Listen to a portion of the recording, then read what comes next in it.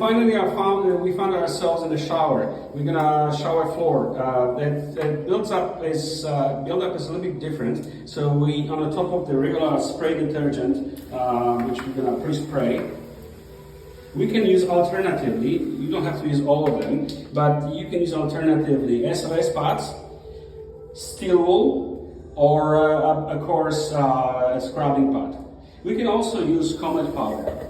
So for the demonstration of the shower cleaning, you're going to use all three, but you don't have to use all three. One of them or two of them is good enough.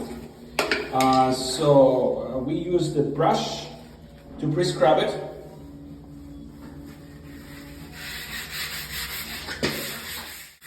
So that's pad. Pad is cleaning up pretty much all the flat surfaces again. But we have to follow up with edge brush for the tile growing. It's very important. So we move along the growth line.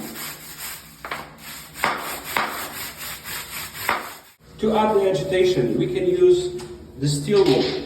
It's more abrasive than the pads.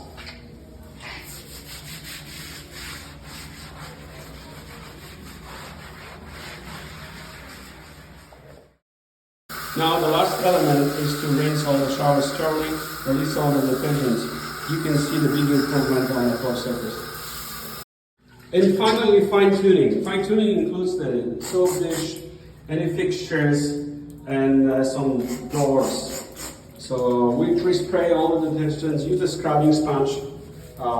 It's good for distribution, especially on the underside. There's some buildups that often get forgotten. Beautiful. One of the elements that often gets forgotten is underside of the door. So you have to spray with that one creates a little bit buildup. Just the fine tuning.